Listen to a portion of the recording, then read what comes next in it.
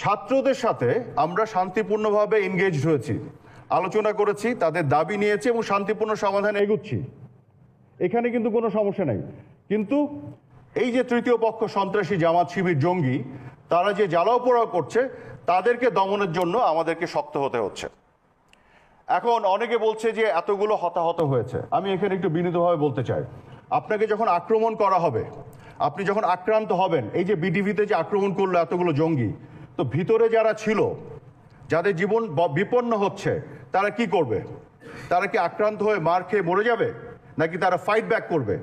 তা আপনি যখন আত্মরক্ষার জন্য ফাইট ব্যাক করবেন, পুলিশ বিজিবি পাঠাবেন, আক্রমণকারীকে ঠেকানোর চেষ্টা করবেন, তখন এখানে সংঘাত হবে, সংঘর্ষ হবে। সংঘর্ষ হলেই হতাহত হবে। তাহলে হতাহতের জন্য দায়ী কে? যে আক্রমণকারী সে, নাকি যে আক্রান্ত সে? আজকে আমার প্রশ্ন হচ্ছে, যারা অ্যাটাকার, যারা আক্রমণ করেছে, তার দায়। যতগুলো পত্রপত্রিকা হতাহতের খবর দিচ্ছে, আমি তাদেরকে বিনীতভাবে অনুরোধ করব, আপনার আক্রমণকারীকে দায় দিন।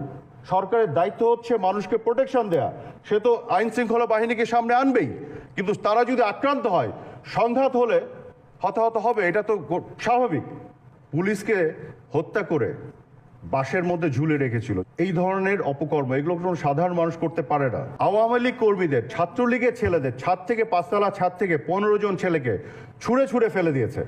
যারা পড়ার সময় রেলিং ধরে কোনো রকম ঝুলেছিল, উপর থেকে পাথর মেরেছে তাদের হাতে, যেন হাত ছেড়ে তারা নিচে পড়ে যায় এবং মারা যায়। একেবারে জঙ্গি কায়দায়, নির্বিচারে, অমানবিকভাবে তারা এই কাজগুলো করেছে এবং সেগুলোর মধ্যে প্রত্যেকটার মধ্যে জঙ্গি সিগনেচার আছে। প্রত্যেকটা প্রমাণ করে পিছন দিকে তারা পরিকল্পনা করে এগুলো করেছে। আজকে সরকার যখন কারফিউ দিয়েছে, আইন শৃঙ্খলা বাহিনী নেমে যখন একটা শান্তির পরিবেশ তৈরি করার চেষ্টা করছে, খেয়াল করে দেখুন, ছাত্রদের সাথে কিন্তু আমাদের সমাধান হচ্ছে আলোচনার মাধ্যমে, শান্তিপূর্ণ উপায়ে।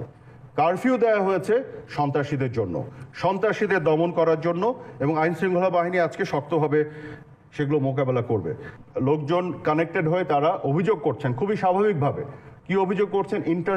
ইন্টারনেট নাই, বিভিন্ন ধরনের ব্যবসায়িক কার্যক্রম চালানো যাচ্ছে না, আপনারা সমস্যায় পড়েছেন। খুবই সত্যি কথা। কিন্তু এটি আপনাদের অনুরোধ করব, আজকে কাদের জন্য, কাদের আক্রমণের জন্য, কাদের জঙ্গি আক্রমণের জন্য দেশ আজকে এই জায়গায় পড়লো, তাদের কথা একটু আপনারা বলবেন। কারা পুড়িয়ে দিয়েছে? এই যে আপনার পুরো ডেটা সেন্টার পুরালো, কেবল আচ্ছা, সাবমেরিন কেবল, তারপরে যেটা ফাইবার অপটিক্স কেবল, এটা তো মাটির নিচে থাকে, ফাইবার অপটিক্স কেবল। প্রশ্ন আসতে পারে, ফাইবার অপটিক্স কেবল কি করে পুরালো? ফাইবার অপটিক্স কেবল মাটির নিচে দিয়ে যায়, কোথাও কোথাও এটা উপর দিয়ে যায়, মাটির নিচে থাকতে পারে না। যতটুকু উপরে পেয়েছে অতটুকু পুড়িয়ে দিয়েছে ডিসকানেক্ট করার জন্য।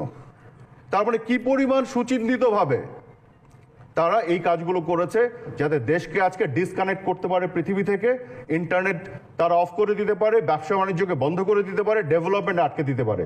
যেগুলো ডেভেলপমেন্ট হয়েছিল সেগুলোকে তারা জ্বালিয়ে পুড়িয়ে দিয়েছে, আর বাকি এগিয়ে যাওয়ার পথকে তারা রুদ্ধ করছে।